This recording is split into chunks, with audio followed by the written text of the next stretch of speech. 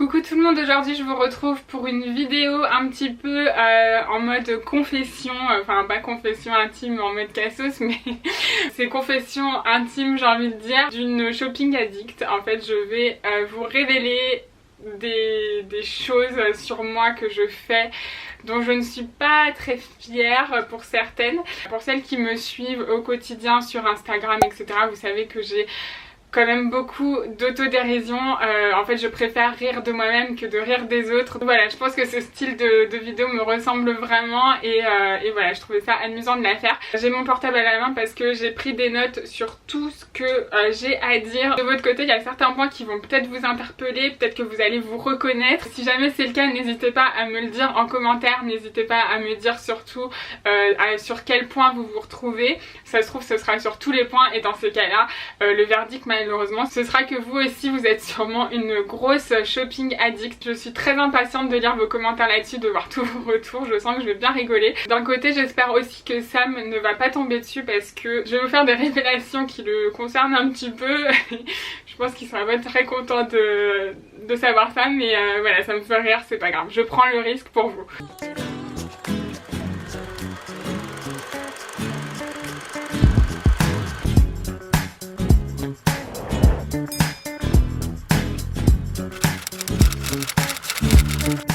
Première chose qui m'est venue à l'esprit quand j'ai fait ma liste, c'est cette manie que j'ai en fait quand par exemple je suis sur je sais pas, sur Zara, Mango ou quoi, quand il y a vraiment beaucoup trop de choses qui me plaisent, genre je suis en syncope totale, en fait je sais pas comment vous expliquer, mais je ressens un truc à l'intérieur de moi, c'est comme une frénésie, de l'adrénaline, enfin je sais pas, ça bouillonne, tu vois, j'ai envie d'exploser et voilà, je suis trop contente quand ça se passe.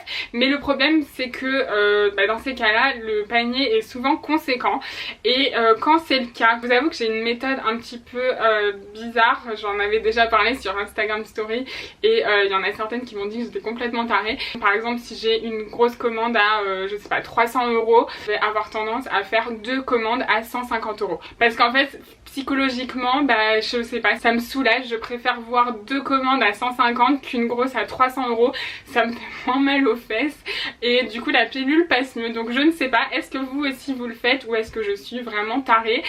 Dites-moi, ça m'intéresse beaucoup de le savoir. Ensuite un truc qui me vient évidemment à l'esprit, je pense qu'on l'a toutes fait et c'est à ce moment là que j'espère que Sam ne va pas regarder ma vidéo, c'est le fait de cacher ses achats à son mec. Alors je vous avoue que je l'ai fait très souvent.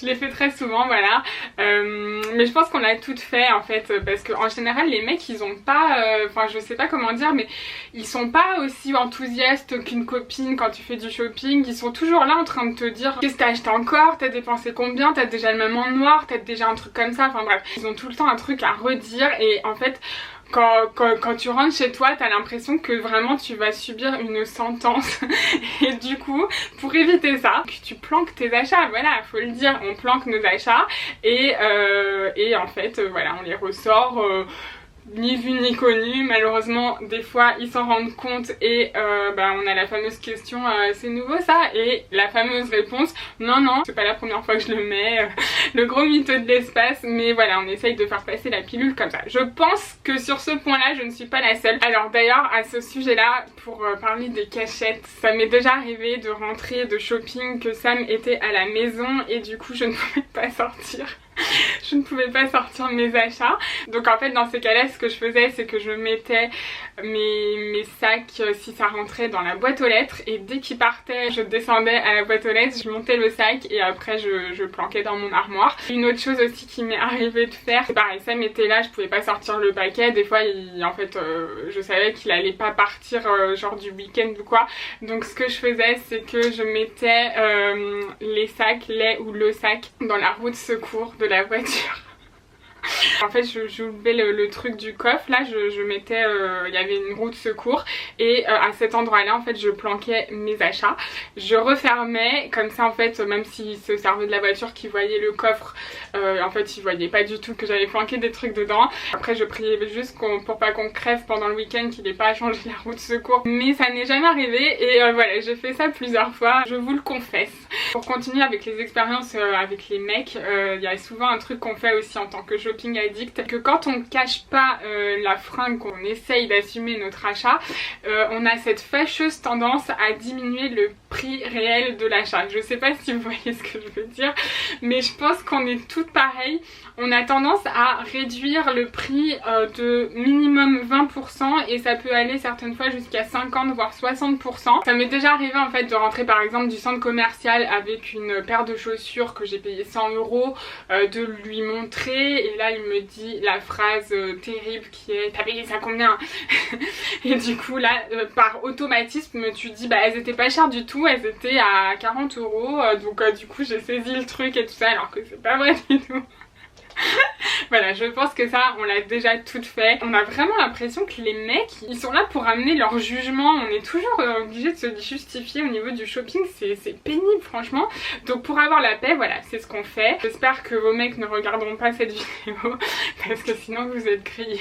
Moi déjà pour ma part je suis déjà grillée, donc voilà, c'est mort pour moi. Mais toutes les femmes dans mon entourage ont déjà fait ça et font ça systématiquement, que ce soit en fringues, en déco, enfin dans tout. Et voilà, je ne sais pas pourquoi, voilà, c'est encore un truc typiquement féminin. Enfin après il y aura certainement des filles qui me contrediront. Voilà, dites-moi pareil en commentaire si vous l'avez déjà fait, que je rigole un bon coup parce que franchement c'est le genre de truc qui me fait trop rire. Ensuite une autre chose que je fais en tant que shopping addict, c'est qu'en fait j'attends le livreur comme si c'était le messie. Je l'attends vraiment de pied ferme. Ça m'est déjà arrivé en fait parce que vous savez que les livreurs des fois tu l'attends toute la journée chez toi, mais tu te rends compte le soir arrivé que en fait il a mis un avis de passage dans la boîte aux lettres et qu'il n'a tout simplement pas sonné. Donc un jour ça m'est même arrivé de l'attendre en bas de chez moi dans la rue en fait. Mais enfin je me dis des fois je suis vraiment tarée. Je l'ai attendu je crois 2 heures dans la rue parce que en fait j'avais peur qu'il sonne pas et il me fallait absolument le colis pour partir en vacances. Et voilà, j'avoue des fois je fais un petit peu des trucs ridicules comme ça. Un autre truc qui me vient à l'esprit, c'est quand on essaye de se convaincre qu'on a vraiment besoin de la pièce. Je sais pas si ça vous est déjà arrivé, on se convainc que genre notre vie dépend de l'acquisition d'une pièce. Enfin moi ça m'arrive souvent et des fois j'ai conscience que c'est ridicule. Et alors quand elle est en rupture de stock, non mais alors là, si vous êtes une shopping addict, la rupture de stock c'est genre le mot le plus pénible à entendre.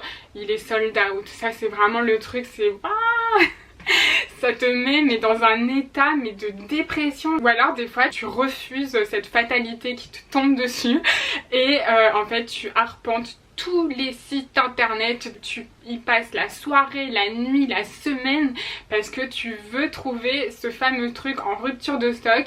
Tu mets des alertes partout, tu regardes les vide dressing, tu fais même des brocantes, tu regardes dans les poubelles. Non là j'abuse mais vraiment c'est limite ça parce que en fait ta vie en dépend. Voilà, j'en reviens toujours à la même histoire. Et les fois où on arrive à avoir ce fameux truc, mais non mais alors là t'as envie de le crier au monde entier. Tu es remplie d'une fierté, genre t'es trop contente quoi. Enfin, le truc te refait la journée, voire même la semaine, voire même le mois, voire même l'année. Selon l'importance du truc bien sûr, parce que souvent tu le portes 2 fois et après tu passes à autre chose. Mais voilà, des fois ça peut arriver que t'es vraiment hyper fière de trouver un truc et tu restes contente pendant quelques mois. Une autre chose que je fais, je vous en ai déjà parlé, quand je trouve genre soit une pépite, un truc genre je suis ultra amoureuse ou quelque chose que j'ai eu du mal à avoir, bah c'est évidemment la danse de la joie. Ça je pense que je suis pas la seule, vous m'aviez dit la dernière fois que vous étiez quand même nombreuses à faire la danse de la joie. Donc pareil, un autre truc qui me rend trop en joie, c'est quand par exemple je vais faire une bonne affaire, que je touche une pièce à moins 50%, que j'arrive à trouver des trucs en solde, que limite quand après tu portes la fringue on te demande demandes où tu l'as acheté, t'es trop fière de dire bah je l'ai trouvé en solde. C'est vraiment un truc débile, mais moi ça m'arrive souvent aussi. Ensuite, une autre chose qu'on fait souvent en tant que shopping addict, c'est de débattre avec un proche. Donc ça peut être sa mère, son copain, son père, enfin une copine, un copain, bref. Sur le fait qu'en fait la pièce qu'on veut acheter ne ressemble pas du tout à une pièce qu'on a déjà. Je vis ça tous les jours avec mes centaines de paires de chaussures à clous. Mais voilà, c'est en fait le fait d'essayer de se justifier constamment pour aussi essayer de se convaincre soi-même qu'on est vraiment en train de faire un truc bien en achetant une énième fois la même pièce. Toujours dans le même genre, je sais pas si ça vous est déjà arrivé, mais moi oui. Enfin, en fait c'est quand vous avez envie de vous débarrasser d'une pièce et vous le mettez à vendre, et là quand vous voyez qu'il y a plusieurs personnes qui sont intéressées par cette pièce, ben, d'un coup vous avez un regret. En fait le fait que d'autres personnes désirent ton vêtement, ben, en fait toi tu le désires encore plus et tu as envie de le garder, voilà. Donc une autre chose qu'on fait en tant que shopping addict, bien sûr, que j'ai noté, c'est de passer des heures sur les e-shops. Mais genre moi je passe, mais depuis qu'internet existe, le jour où j'ai découvert ASOS, en fait Zara, H&M, Mango et tout ça n'avait pas encore de shopping en ligne à l'époque, mais il y avait ASOS et je vous jure, mais je passais ma vie sur ASOS. ASOS c'était vraiment genre la caverne d'Alibaba. Je passais des heures et des heures à scroller ASOS, et du coup voilà, moi c'est encore pire depuis que j'ai mon blog, parce qu'en fait en plus depuis que le blog c'est devenu mon métier, en fait ça fait partie de mon boulot de scruter les e-shops. Donc en fait je passe vraiment ma vie sur les e-shops, mais à un point, je vous jure, où quand je sors dans la rue, quand je vois une fille avec un truc, je sais vous dire d'où il vient. Donc voilà, des fois ça devient un peu grave, mais voilà, en même temps ça fait partie de mon boulot, et d'un côté ça m'arrange bien que ce soit mon boulot parce que j'adore ça et j'ai toujours adoré ça. Pour terminer, je vous ai beaucoup parlé du coup des expériences shopping en ligne, mais on parle très peu des expériences shopping en magasin, et du coup je voulais vous parler un petit peu de ça. Moi en tant que shopping addict, j'avoue des fois quand je rentre chez Zara ou chez Mango, ça m'arrive, je sais pas pourquoi ça m'arrive plus souvent chez Zara. Voilà, je suis une Zara addict, je le reconnais, je l'admets et j'en suis fière. Quand je rentre chez Zara et que genre il y a que des nouveautés, c'est... Enfin là en fait tu sais plus où donner de la tête, il y a trop de choses qui te plaisent, c'est des trucs que t'as pas encore vu, t'es là, genre tu manques d'air, tu sais pas ce qui se passe, tu sais pas ce qui t'arrive, ça te tombe dessus et tu ne sais pas du tout comment réagir, tu n'es pas apte à voir autant de choses d'un coup. Tu bloques comme ça, tu fais oh là là mais comment je vais faire, t'as envie de mourir parce que en fait tu te dis mais en fait je n'ai pas les sous pour acheter tout ça, comment je vais faire. Un autre truc quand t'es une vraie shopping addict, que tu vas en boutique, c'est que en général tu sais quel jour ils reçoivent les livraisons et t'essayes d'y aller ce jour là pour pouvoir être aux premières loges dès qu'ils mettent l'article en rayon, que tu sois une des premières à repérer et à acheter l'article. Moi ça m'arrive, ça m'arrivait beaucoup, surtout quand j'habitais à Nice, chez Zara à Nice. Je savais qu'ils étaient livrés le mardi et le jeudi et j'y allais tout le temps à ce moment là et je kiffais, j'aimais trop, voilà. Un autre truc aussi en boutique, c'est que t'es souvent la relou qui va demander à la vendeuse si elle a pas telle pièce parce que tu l'as repérée sur le site, ou alors tu connais, enfin en fait finalement tu connais la collection mieux que la vendeuse, et là ça devient vraiment grave. Mais je vous jure des fois ça m'arrive quand la vendeuse me dit ah non ça on fait pas du tout, je lui dis mais si en fait vous le faites, et genre on essaye même pas de te dire bah attendez je vais regarder en réserve ou quoi, c'est non ça on fait pas. Mais genre là dans cet instant là de cette phrase, quand elle sort de la bouche, t'es comme ça, mais en fait tu sais même pas comment réagir. Et du coup moi en général je suis vraiment la cliente relou, je lui dis non mais attendez je suis venue pour ça, est-ce que vous êtes sûr que c'est pas en réserve parce qu'il y a écrit qu'il en reste et tout ça. Et là en général il regarde. Et j'ai été vendeuse hein. Franchement je critique pas du tout les vendeuses, j'ai été vendeuse pendant des années et par contre je me suis toujours mise à la place du client, peut-être aussi parce que j'ai cette addiction au shopping. Je me suis toujours franchement démenée en 4 pour retrouver la pièce si la cliente la voulait et tout ça. Il y en a qui font pas l'effort et des fois je trouve pas ça très cool, mais après je peux comprendre aussi qu'on soit fatigué et tout ça, et voilà, moi dans ces cas là je m'énerve pas, c'est juste que j'insiste un petit peu et bien souvent figurez-vous que ils vont en réserve et qu'ils me trouvent la pièce, donc bien souvent ça se termine très bien, je suis hyper contente. Autre chose dans les magasins que je fais très souvent, du coup dans ces cas-là où il y a beaucoup trop de choses qui me plaisent, vous savez que dans les magasins souvent le nombre d'articles à essayer est limité, genre à 5, 6, 7 articles selon les boutiques. Ben moi en fait ça m'arrive souvent en fait de faire des allers-retours en cabine, d'y aller une fois avec le maximum, de reposer, d'essayer de reposer, de retourner prendre des trucs, de retourner en cabine, d'essayer de reposer, de retourner encore une fois, reprendre des trucs, etc. Franchement, j'ai pas l'impression qu'on ait beaucoup à faire ça. Alors ça se trouve je suis la seule et ça se trouve je suis complètement encore une fois tarée, mais ça m'intéresse de savoir si vous faites ça aussi des fois. Bon peut-être pas 4-5 fois mais peut-être au moins 2 fois, dites-moi si ça vous est déjà arrivé s'il vous plaît. Sinon un autre truc que je fais dans ces cas là quand je fais du shopping avec une copine ou quoi, c'est que bien souvent j'atteins très vite le nombre maximum d'articles autorisés en cabine et du coup en fait je refile à ma copine qui me les refile après en cabine. Ça c'est la petite astuce que tout le monde fait, mais ça pareil c'est signe que vous êtes quand même assez atteinte niveau addiction shopping. Mais voilà, du coup je pensais à ça. Et une dernière chose évidemment quand vous êtes une shopping addict, et là franchement c'est que vraiment vous êtes une cliente fidèle, c'est quand les vendeurs commencent à vous connaître, quand ils commencent à vous connaître, à connaître votre prénom, votre nom et tout ça. Et là franchement c'est que vous avez atteint un niveau de fidélité dans le magasin au max. Et je vous avoue que ça m'arrive, voilà, les vendeurs des fois je les vois même à l'extérieur, même avant mon blog et tout ça, les vendeurs me reconnaissaient même à l'extérieur et voilà, du coup ça me fait rire. Et inversement quand je vais croiser un vendeur ou une vendeuse, bah, je vais savoir c'est le vendeur de quelle boutique.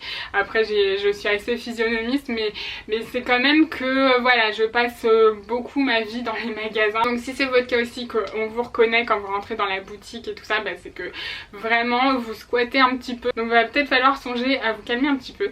Voilà, je pense avoir fait le tour avec toutes ces folies un petit peu de shopping addict. Tous ces points que j'ai abordés, c'est des points qui sont vraiment issus de mon expérience personnelle. J'espère que ça vous aura fait au moins sourire. Dites-moi vraiment si vous êtes comme moi. Par pitié, ne me laissez pas seule dans mon délire. Vous pouvez me retrouver, vous le savez, sur Instagram et sur mon blog. Donc on se retrouve très vite pour la prochaine vidéo. Je vous fais des gros bisous. À plus.